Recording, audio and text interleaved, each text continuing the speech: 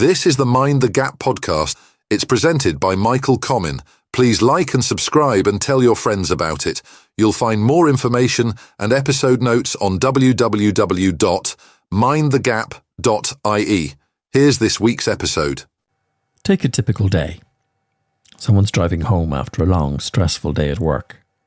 Their mind is filled with the usual worries, deadlines, things to do, and maybe a lingering argument with a friend from last week. They're just trying to get home when out of nowhere another car cuts them off, nearly clipping their front bumper. In an instant, their heart races and adrenaline surges through their system. Before they realise it, they're honking, yelling, and perhaps even gesturing wildly at the other driver, who speeds ahead without a second glance. The anger is immediate and consuming, seemingly justified in the moment.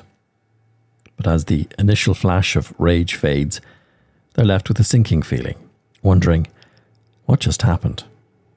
Well, this scene plays out daily on the roads, in our homes, workplaces, and online.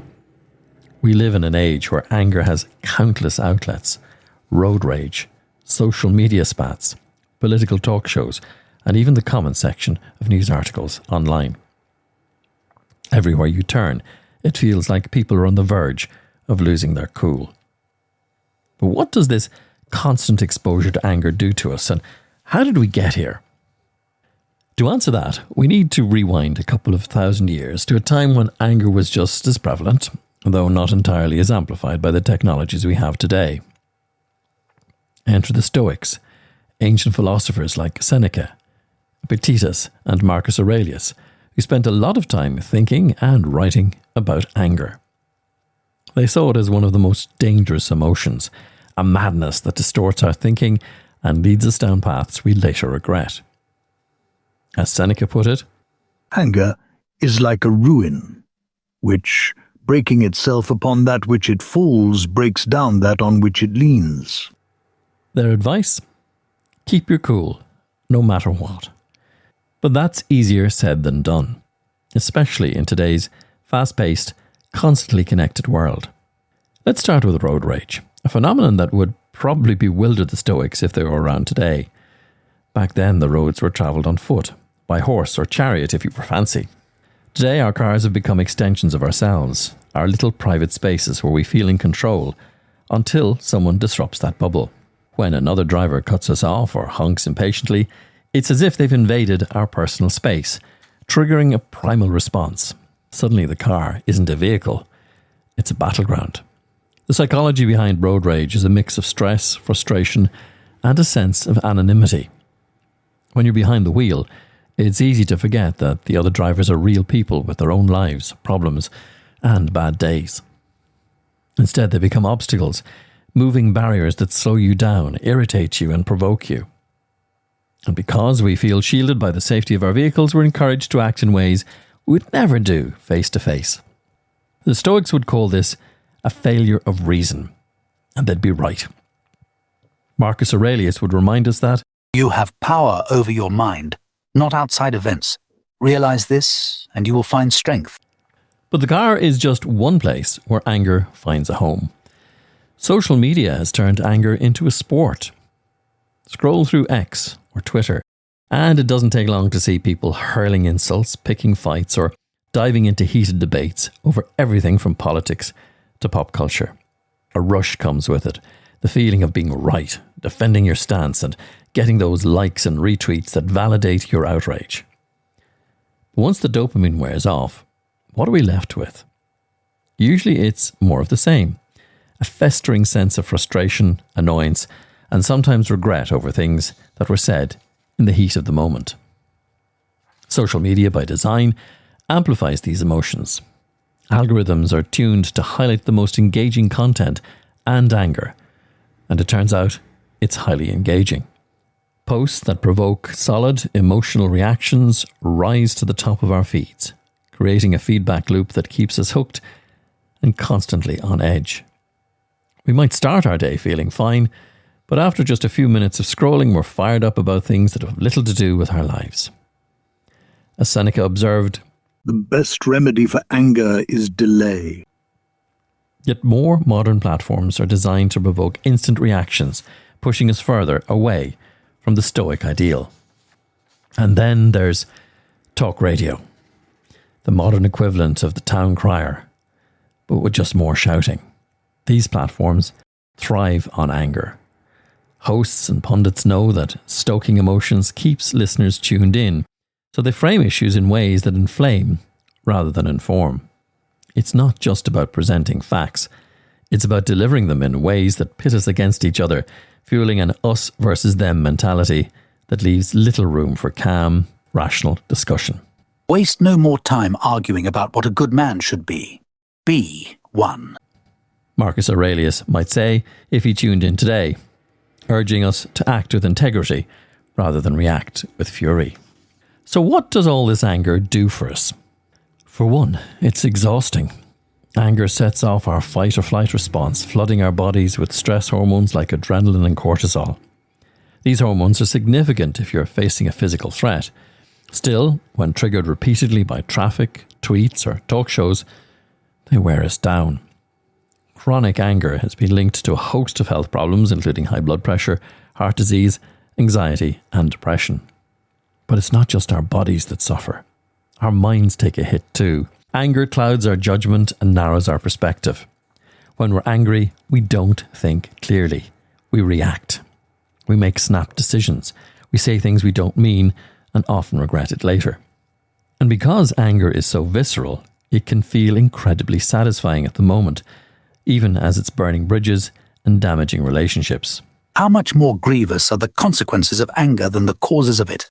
Marcus Aurelius pointed out, reminding us that our reactions often cause more harm than the initial spark. Relationships bear the brunt of this emotional storm.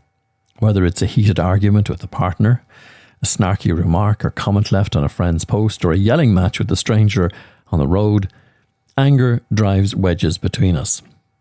It creates an environment where we're always on the defensive, always ready for the next fight. And the more we engage in these angry exchanges, the more isolated and disconnected we become, not just from others, but from our sense of peace. So what can we do about it to avoid becoming those angry people that we sometimes pity? Well, the Stoics, who spent their lives studying human emotions, have a few ideas that are just as useful now as they were back then. One of their most extensive teachings was to focus on what we can control and let go of what we can't. Epictetus famously said, "It's not what happens to you, but how you react to it that matters." In the case of road rage, this might mean recognizing that you can't control how other people drive, but you can control your own responses. You can take a deep breath, slow down, and let it go. Sure, it sounds simple, but shifting focus from the outside world to your inner world can make a big difference.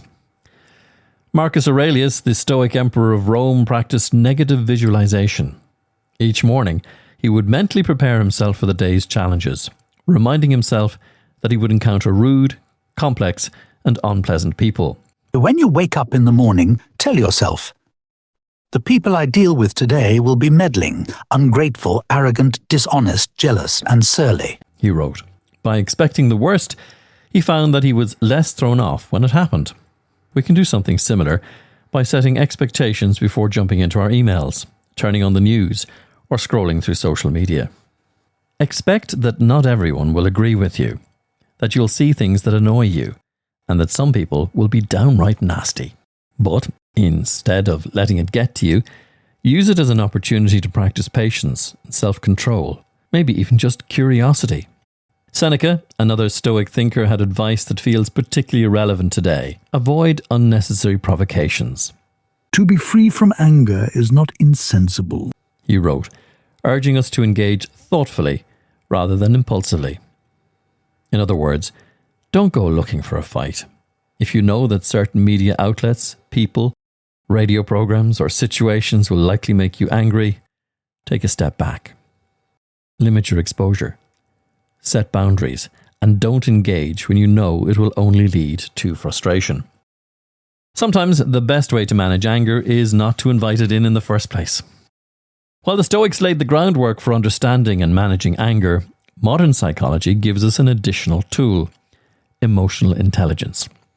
This concept is about recognizing our emotions, understanding why we feel the way we do, and managing those feelings in healthy, constructive ways. It's like Stoicism's more empathic cousin, less about suppressing emotions and more about working with them.